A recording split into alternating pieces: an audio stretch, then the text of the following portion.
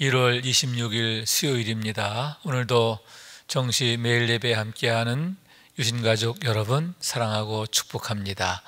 함께 신앙 고백하면서 오늘의 예배 시작합니다.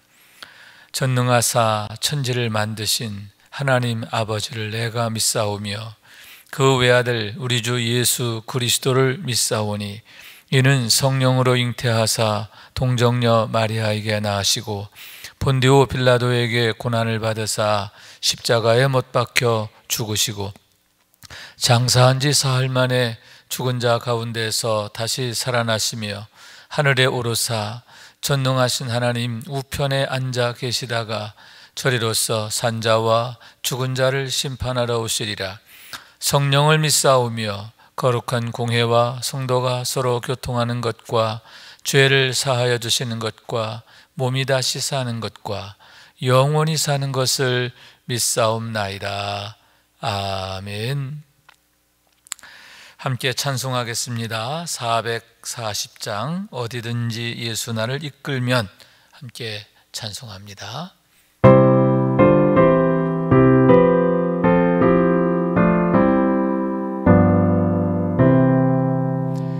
어디든지 예수 나를 이끌면 어디든지 예수 함께 가려네.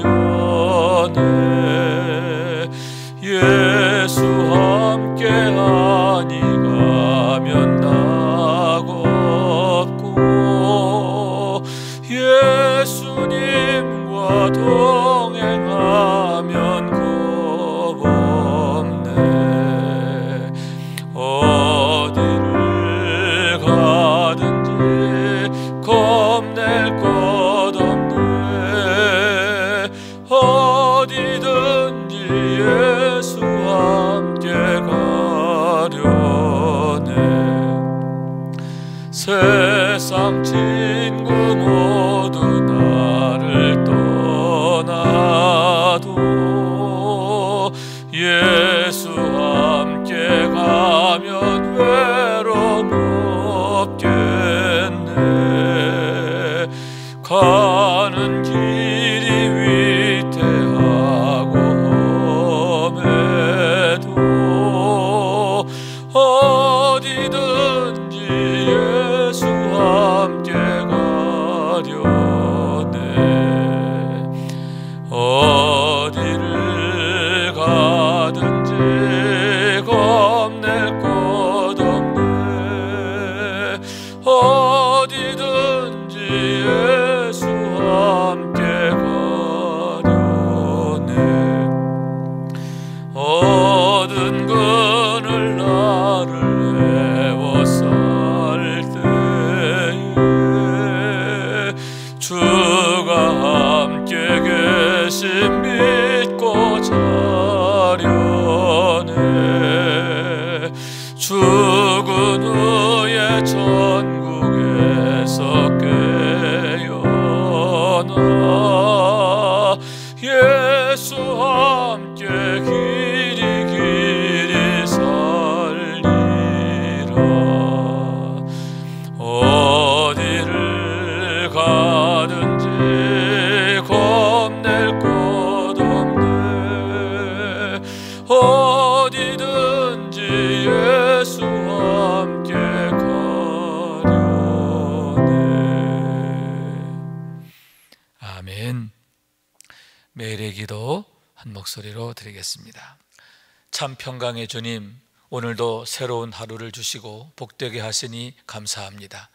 하늘에 속한 자 하나님의 자녀로서의 삶을 권세로 살게 하시며 오직 하나님의 말씀을 즐거워하며 따라 살게 하심을 감사드립니다. 다윗처럼 오직 우리 주님만을 내 앞에 모시고 오직 주님만이 우리의 전부이심을 고백하는 삶이 되게 하시고 그러므로 인해 주님께서 늘 우리의 전부가 되어주심을 경험하고 누리는 삶이 되게 하옵소서. 우리의 가정과 교회를 위해 기도합니다. 일터를 위해 간구합니다. 나라와 민족들을 위해 주님의 은혜를 구합니다. 구원과 치료와 회복의 은혜를 내려주셔서 어그러진 모든 것들이 바로 세워지게 하시고 평화를 이루게 하옵소서. 이제 일상이 된 경건의 일과를 통해서 성령의 충만, 성도의 영화를 이루게 하옵소서. 주님 사랑합니다. 언제나 자기 눈동자같이 우리를 사랑하시는 주 예수 그리스도 이름으로 기도드립니다. 아멘. 오늘 주시는 하나님의 말씀은 누가복음서 7장 18절에서 35절까지의 말씀입니다. 제가 받들어 읽습니다. 요한의 제자들이 이 모든 일을 그에게 알리니 요한이 그 제자 중 둘을 불러 주께 보내어 이르되 오실 그이가 당신이오니이까 우리가 다른 일을 기다리오리이까 하라 하매 그들이 예수께 나아가 이르되 세례 요한이 우리를 보내어 당신께 여쭈어 보라고 하기를 오실 그이가 당신이오니이까 우리가 다른 일을 기다리오리이까 하더이다 하니 마침 그때 예수께서 질병과 고통과 및 악귀 들린 자를 많이 고치시며 또 많은 맹인을 보게 하신지라. 예수께서 대답하여 이르시되 너희가 가서 보고 들은 것을 요한에게 알리되 맹인이 보며 못 걷는 사람이 걸으며 나병 환자가 깨끗함을 받으며 귀 막은 사람이 들으며 죽은 자가 살아나며 가난한 자에게 복음이 전파된다 하라. 누구든지 나로 말미암아 실족하지 아니하는 자는 복이 있도다 하시니라.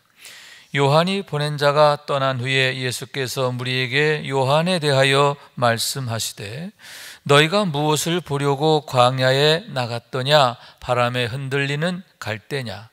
그러면 너희가 무엇을 보려고 나갔더냐? 부드러운 옷 입은 사람이냐? 보라, 화려한 옷을 입고 사치하게 지내는 자는 왕궁에 있느니라.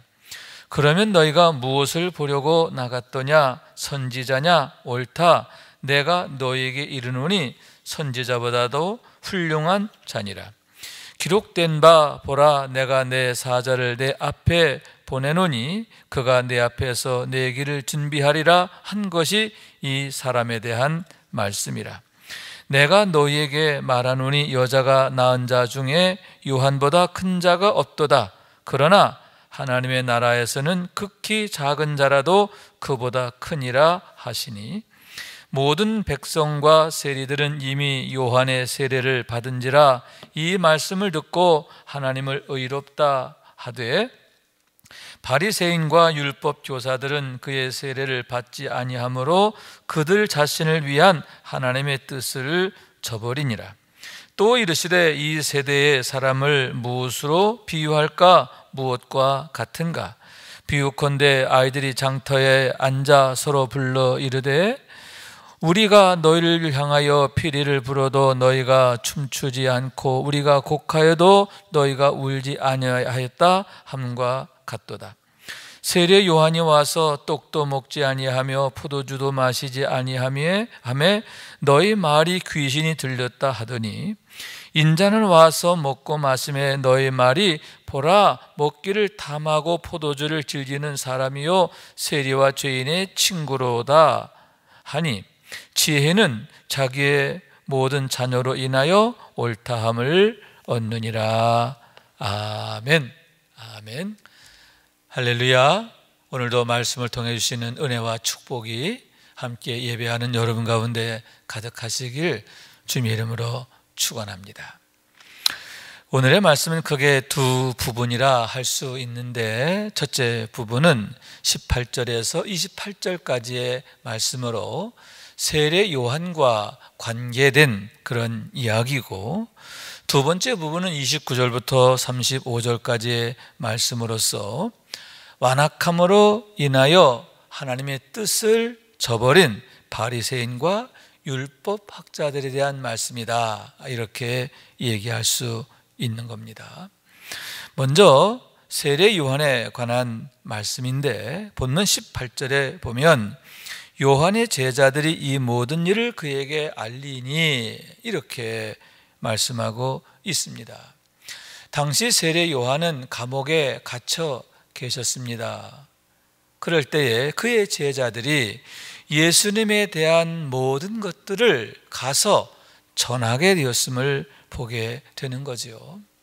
우선은 예수님께서 선포하신 산상수훈의 말씀을 전했을 것이고요. 또 두 번째는 예수님께서 행하신 온갖 기사와 이적에 대한 이야기인데 6장 18절에 보면 더러운 귀신에게 고난받는 자들을 고치셨다 이렇게 말씀하고 있지요. 예수님께서 많은 병든 자, 약한 자를 고치셨고 또 더러운 귀신 들린 자를 고쳐주셨는데 그러한 많은 기사와 이적에 대해서 전하게 되었다라고 하는 거죠. 또 그 다음에 이어지는 말씀에 보면 나인성 과부의 아들이 죽었다가 살아나게 되죠. 나인성 과부의 아들이 다시 살아나게 된 이야기, 정말 어마어마한 사건이 아닙니까? 그런 놀라운 일, 예수 그리스도로 인하여 죽은 자가 다시 살아나게 된 이 일로 인하여 예수님에 대한 소문이 온 유대와 사방에 두루 퍼지게 되었다라고 7장 13절에 말씀하고 있는 거죠. 이렇게 소문이 정말 엄청나게 퍼져나가게 되었을 때 이 모든 이야기들을 제자들이 세례 요한에게 전하게 되었다라고 하는 이야기입니다. 그랬을 때 19절 말씀이지요.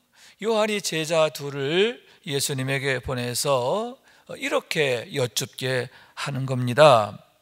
오실 그이가 당신 이우니까 만약 그렇지 않다면 우리가 다른 일을 기다리오리까 이렇게 여쭈어보라 라고 했다라고 하는 거죠. 그래서 두 제자가 예수님께 와서 여쭙게 되는 거예요. 세례 요한께서 이렇게 여쭈라고 하십니다. 오실 그이가 정말 당신이십니까? 아니면 우리가 다른 분을 기다려야 합니까? 이렇게 여쭙게 되었다라고 하는 거죠. 그랬을 때 주님께서 이제 말씀을 하신 게 뭐냐면 마침 21절 말씀인데 마침 그때 예수께서 질병과 고통과 및 악귀 들린 자를 많이 고치시며 또 많은 맹인을 보게 하신지라 이렇게 말씀하고 있어요. 그렇게 여쭐 그때 마침 예수님께서 많은 질병과 또 고통과 악귀 들린 자를 고치셨다, 많이 고치셨다라고 하는 거죠. 또 많은 맹인을 보게 하신지라 라고 하는 거예요. 그들이 보는 앞에서 예수님께서 이 모든 일을 행하시게 되었다라고 하는 얘기입니다. 그러시고 나서 22절 말씀이죠. 예수께서 대답하여 이르시되, 비로소 대답하시는 거예요. 그들로 하여금 그것을 보게 하시고 그런 다음에 이렇게 말씀하시는 겁니다. 너희가 가서 보고 들은 것을 요한에게 알리되 맹인이 보며 못 걷는 사람이 걸으며 나병 환자가 깨끗함을 받으며 귀 먹은 사람이 들으며 죽은 자가 살아나며 가난한 자에게 복음이 전파된다 하라. 여러분, 이 모든 사건에 대한 말씀이 무엇입니까? 하나님 나라의 사건이잖아요. 하나님께서 이 땅에 그 병든 자, 또 상한 자, 귀신 들린 자, 그들을 고치시는 놀라운 일을 예수님을 통해서 나타내셨다는 거잖아요. 이것이 바로 복음이죠. 기쁜 소식, 구원에 대한 소식, 기쁘고 기쁜 복음인데 그 복음이 그들 앞에서 어떻게 실현되는가라고 하는 것을 보게 하셨고 그것을 너희가 본 대로 또 너희가 들은 대로 가서 전하라 이렇게 말씀하셨음을 보게 되는 겁니다.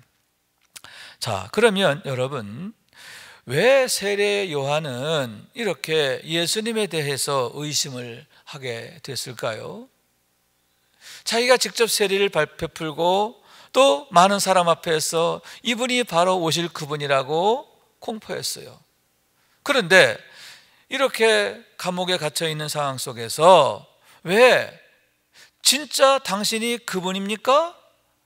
아니면 다른 분을 기다려야 합니까? 이렇게 제자들로 하여금 여쭙게 했느냐라고 하는 얘기인 겁니다. 그 얘기는 세례 요한의 마음속에 예수님이 진짜 오실 그분이신지 메시아이신지에 대해서 회의감, 의심, 의구심 이런 게 생기게 되었음을 보여주고 있는 겁니다. 당시 메시아에 대한 대망은 두 부류의 그룹이 크게 두 부류가 있었다라고 할 수 있습니다. 하나는 정치적 메시아지요, 다윗의 후손으로 오셔서 로마로부터 정치적인 회복을 하실 그런 메시아를 대망했다라고 하는 얘기입니다. 그들의 대표적인 그런 그룹이 누구냐면 열심당원이죠. 열심당원들은 칼을 차고 다니면서 로마로부터 유다를 독립시킬 그런 일을 하게 되었는데, 그러한 일을 성취하실 분이 누구냐? 메시아다. 제2의 다윗이 와서 유다를 다시 회복할 거다. 로마로부터 유다를 구원하고 유다 나라가 다시 정말 세계적인 그런 세계를 다스리는 나라로, 오히려 로마를 다스리는 그런 나라로 세워질 거다라고 하는 그런 소망, 그런 메시아 대망, 그게 바로 열심당원이었음을 보게 되는 겁니다. 예수님의 제자 가운데 열심당원들이 있었죠. 그들이 왜 예수님을 따르게 되었느냐? 예수님을 정치적 메시아, 다시 말해서 다윗의 자손으로 여기고 따르게 되었음을 보게 되는 겁니다.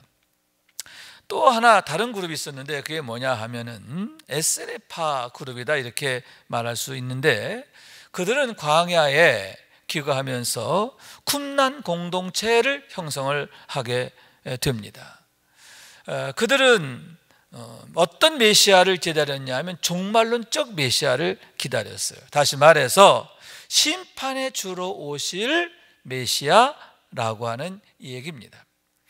마태복음 3장 10절에 보면 세례 요한이 선포한 말씀이 있습니다. 세례 요한이 광야에서 전한 말씀인데, 이미 도끼가 나무 뿌리에 놓였으니 좋은 열매를 맺지 않는 나무마다 찍혀 불에 던져지리라. 마태복음 3장 10절의 말씀이지요.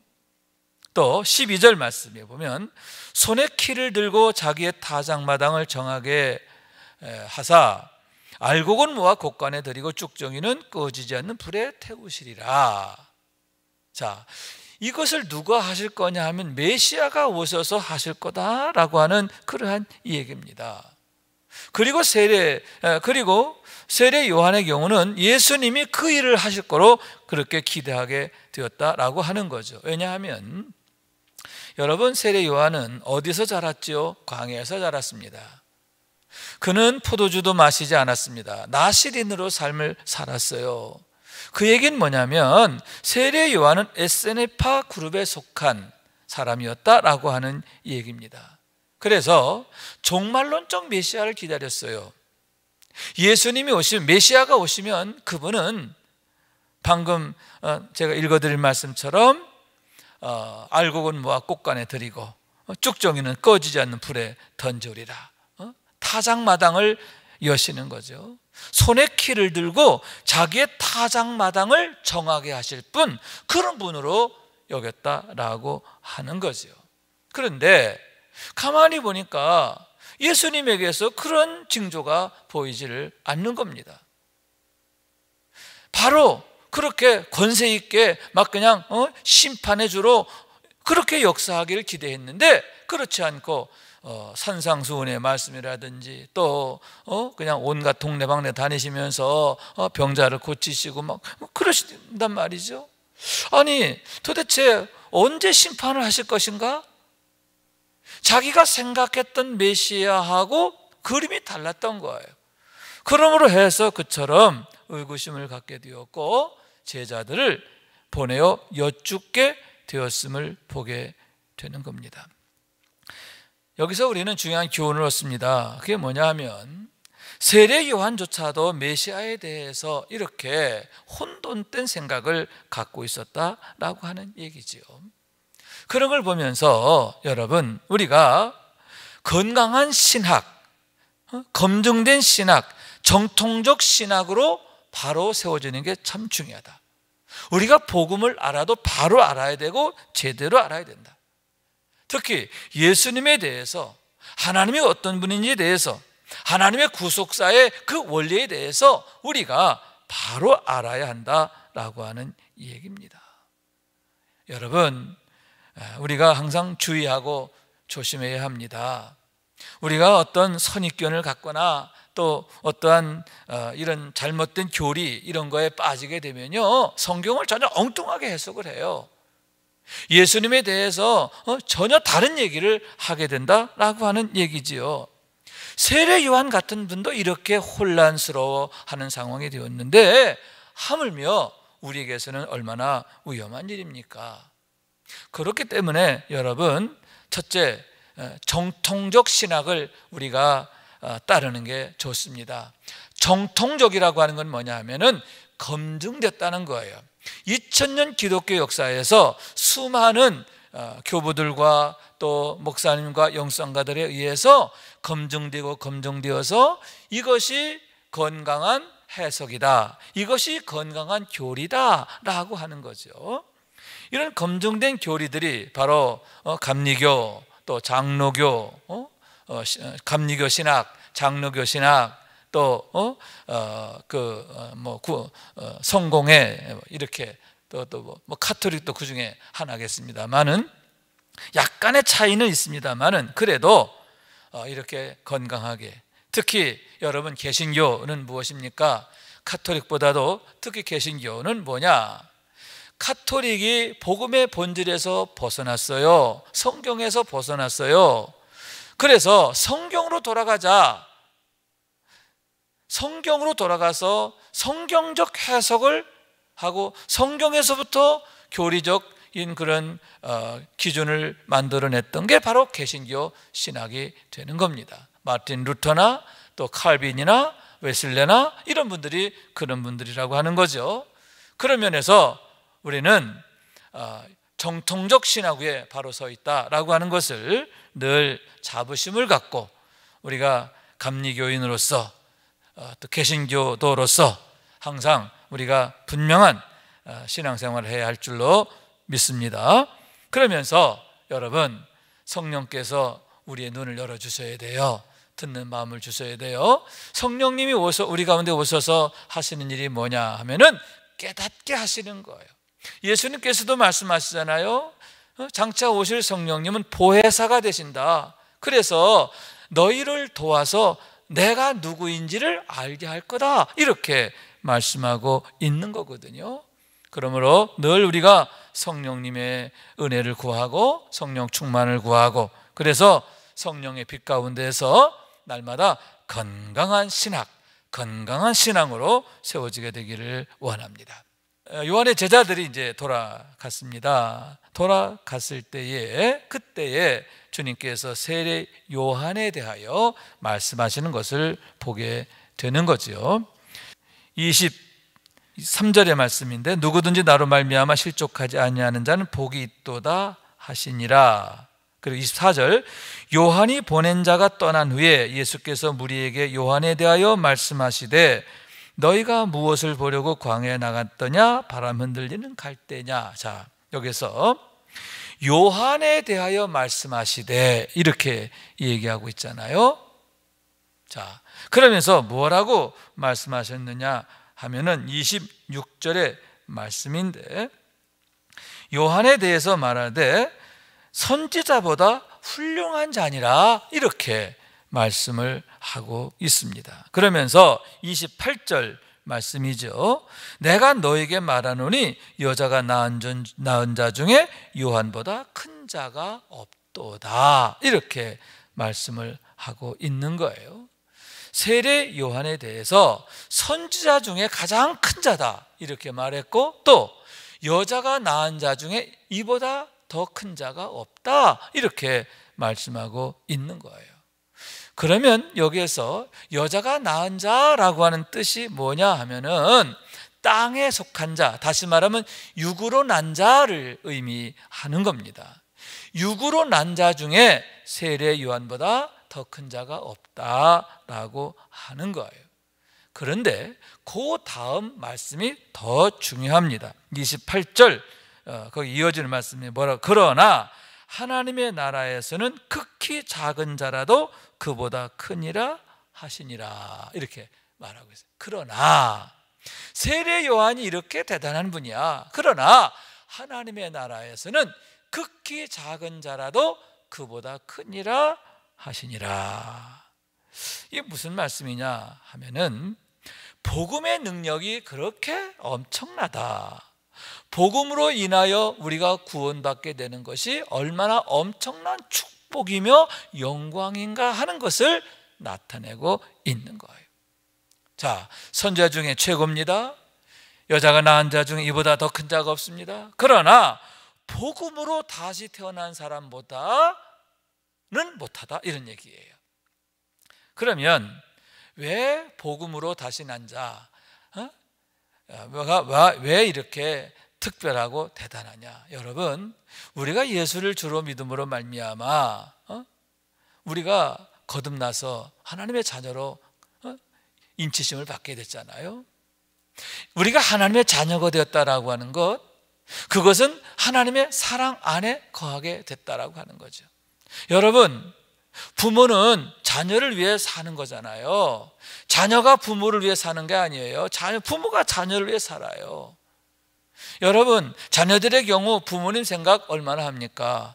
하루 24시간 중에 과연 부모님 생각 몇 분이나 하냐 말이에요. 그러나 부모는 하루 24시간 거의 다 자녀들 생각하고 자녀들 걱정하고 자녀들을 위해서 중보하고 어떻게 하면 자녀들에게 좋은 내가 도움이 될 수 있을까? 늘 그 생각하지 않습니까? 부모의 눈과 마음이 항상 자녀들에게 가 있는 거 아닙니까?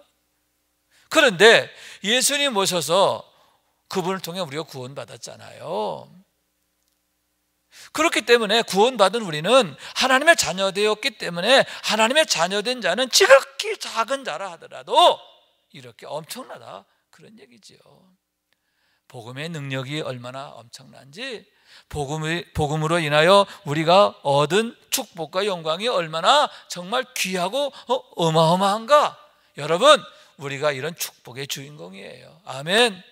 우리가 하나님의 자녀된 게 얼마나 엄청나고 놀라운 사건인지 우리가 깨닫기를 원합니다. 그래서 하나님의 자녀로서의 자부심을 가지고, 아멘, 자신감을 가지고, 아멘, 믿음을 가지고, 아멘, 날마다 하나님의 자녀답게 사시기를 바랍니다. 여러분, 지금 이 순간에도 우리 아버지가 되신 하나님은 하나님의 눈과 마음이 우리를 향하고 계세요. 아멘. 하나님 우리 아버지시기 때문이에요. 지금도 뜨겁게 사랑하십니다. 우리를 위해서 일하시길 기뻐하십니다. 아멘. 그런 믿음을 갖고 기도하시고 믿음으로 담대하시기를 주님의 이름으로 축원합니다.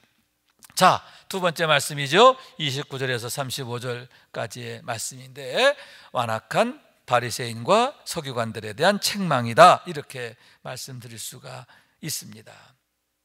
자, 여기 말씀에 보게 되면 29절에 모든 백성과 세리들은 이미 요한의 세례를 받은지라 이 말씀을 듣고 하나님을 의롭다 하되. 자, 세리들, 죄인들이라고 그렇게 멸시하고 핍박했던 그들은 정작 세례 요한을 통해서 세례받고 그들은 하나님 앞에 거듭나게 됐어요. 하나님 앞에 새롭게 세워지게 됐어요. 그러면서 예수님이 하신 말씀 맞습니다, 맞습니다, 이렇게 복음을 환영하게 됐다는 거죠. 그런데 정작 30절 말씀, 바리새인과 율법교사들은 그의 세례를 받지 아니하므로 그들 자신을 위한 하나님의 뜻을 저버리니라.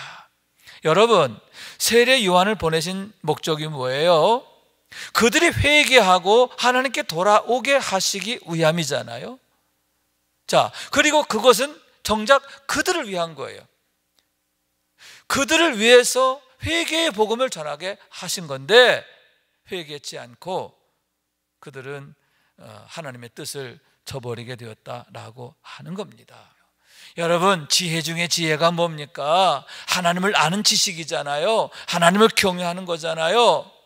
또한 여러분, 복음의 비밀을 아는 거잖아요. 예수가 그리스도임을 아는 것, 그것이 바로 지혜 중에 지혜인데, 여러분, 하나님의 은혜가 있는 자에게 그런 축복이 있는 거예요. 그러나 당시 서기관 바리새인들 어땠어요? 비유컨대 마치 장터에서 아이들이 서로 불러 이르되 우리가 널 향하여 피리를 불어도 춤추지 않고 애곡하여도 울지 않는다. 무슨 얘기예요? 그들의 마음이 얼마나 굳어 있는가, 완악해져 있는가, 강팍해져 있는가, 그걸 나타내잖아요. 여러분, 왜 이렇게 삐뚤어졌습니까? 왜 이렇게 어그러졌습니까? 심령이 굳어 있는 거예요. 묵어도 보통 묵은 게 아니에요. 완전 길바닥같이 되었기 때문임을 보게 되는 거죠. 여러분, 또한 그들 안에 생명이 없기 때문이죠. 여러분, 땅이 굳어 있어도요, 생명이 있으면 그 굳은 땅을 뚫고 나와요. 생명이 없으니까 이렇게 망할 짓만 하게 됨을 보게 되는 거죠. 여러분, 그렇습니다. 우리 안에 하나님의 생명이 있어야 돼요. 성령님이 계셔야 돼요. 그러면 그분으로 인하여 우리가 여러분 깨어지게 되고요, 회개하게 되고요, 거듭나게 되고요, 변화된 삶을 살게 되는 거예요. 그러나 여러분, 우리 안에 생명이 없으면, 성령님 계시지 않으면 우리의 육신적 생각만 더욱 단단해지고 굳어져 가지고 이렇게 완악하고 강팍하고 그러한 바리새인 서기관과 같이 되어짐을 보게 되는 거예요. 참으로 두려워할 일이 뭔지를 몰라요. 두려워할 분이 누군지를 몰라요. 여러분, 그들의 심령이 이미 하나님께로부터 버려진 그런 상태임을 보게 되는 거죠. 사랑하는 여러분, 항상 우리가 성령님께 민감해야 할 줄로 믿습니다. 은혜 받는 일에 민첩해야 할 줄로 믿습니다. 그래서 늘 성령 충만하게 되고 성령께서 내 안에서 늘 역사하시는 삶이 되기를 원하는 거예요. 여러분, 우리가 어린아이 같은 마음으로 아멘 아멘 신앙이 되기를 원하는 거예요.